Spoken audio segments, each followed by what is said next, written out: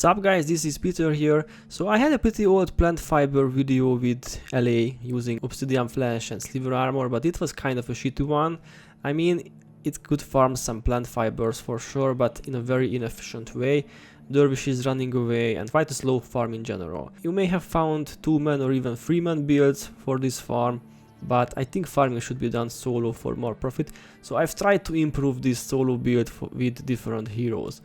And I'm kind of proud of it. I made a lot of improvements and my fastest time was 3 minutes 3 seconds for the whole 36 plants including an LA boss.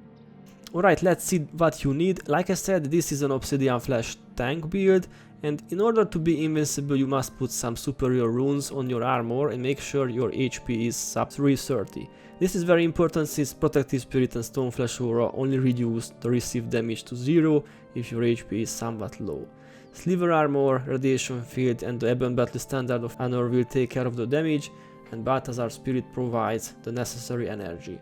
For weapons I recommend the Nurse Magic Staff with 20% enchantment mode, and some half cast time modes can also help. You may try different builds and professions for this farm, but honestly I'm not sure if any other build can solo this area as well as the LAs can.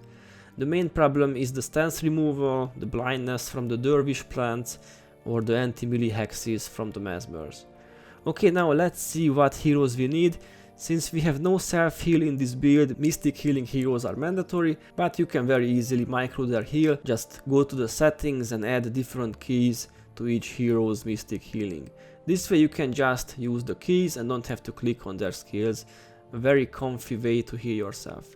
For me it's the num 1, 2, 3, so I can heal myself pretty fast. A paragon hero with speed boost is a must-have, and we also need 2 ranger heroes. One has toxicity, a spirit which does another 2 HP degen to diseased or poisoned foes, and this skill basically makes radiation field a lot stronger, and you will see even if the melee monsters run away, they will be losing health over time due to the regen. And finally we need a ranger hero with Edge of Extinction. This is quite obvious. If you kill 1 or 2 foes, the spirit will deal additional damage to the surviving foes, and usually it results in a big spike, like a chain reaction or something. Okay, let's see the build in action. First of all, travel to Mihanu Township and make sure you have the same build, the same gear, the same heroes like I do. And if you have it all, start with the Reason trick to save time between the runs. Okay, just use Balthazar Spirit and choose the route on the right. By the way, if you talk to the Webian Scout, you can pick up a plant farming blessing. So each run you can get 480 Sunspear points, pretty good if you still need to max this title. Let the Paragon hero maintain his shouts in the meanwhile and go to the same spot where I go.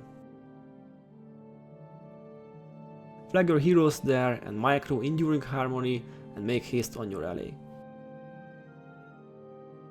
Now use Glyph of Swiftness followed by Obsidian Flesh, then use Protective Spirit and Stoneflesh Aura. Guys, don't forget, you must use Protective Spirit before Stoneflesh Aura, and this is a must. You will die if you do it in a different way. Now micro Toxicity and Edge of Extinction on the ranger heroes and aggro the plants as I do, and try to not stop because the dervishes can cripple you.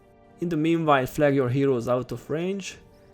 The Rash Shrine is a good spot, and if you get crippled, don't worry, just micro Koshery Signet on your heroes. Now recast the enchantments, and you need like 5 seconds to complete the casting chain of these enchantments, so better start the casting in time. Okay, now bring the monsters to this position and try to body block the enchanted brambles like I do. If you can do this, no problem, the build and the spirits work nicely anyway, and this is just a chill way to do it, and just start using Sliver Armor, Radiation Field and Standard of Honor. In the meanwhile, if your HP is low, just micro Mystic Healing on your Dervish heroes, and like I said, if you add keys to these skills, you don't have to click them anymore. The first group can be done sub 2 minutes and this yields 20 foes. You can restart the farm here, or you can do the boss group as well. And I highly recommend you continue because the second group drop plant fibers more often than the first one do, plus you have a chance for elite tomes and scrolls. You can remove conditions again with Koshery Signet and flag your heroes back to their position. Sadly, the ranger spirits don't live for too long and we need another set of spirits. But this won't make our farm longer or slower, since you can put down the spirits when you are bowling fools, so you don't have to stop the farm for this. Advise to aggro the group in the back first, then catch the other two groups after. This way you can reduce the duration of, or the chance of being crippled, and in the meanwhile micro the ranger heroes like I do, and when they are ready, flag heroes to the rash shrine again. Here you don't need a perfect bow, something like this will be enough. And don't forget to maintain your enchantments and start the spike when you can.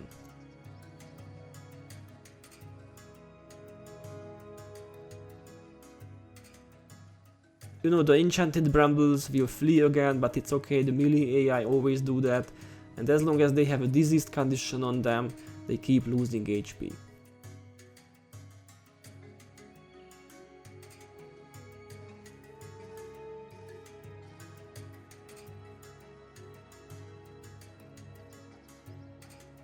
Pick up the drops and type /resign.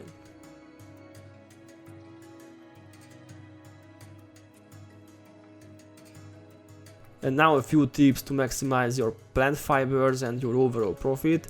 Always salvage the sentient spores, the bramble blades, and any weapon with the brambles in their name.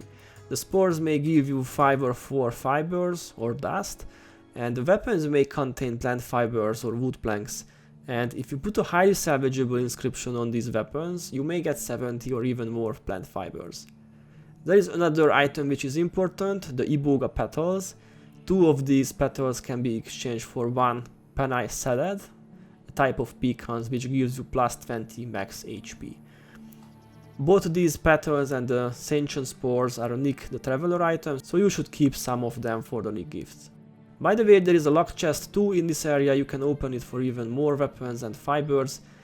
And now some drop research. I've done 100 runs here, and on average I've got close to 19 plant fibers per run.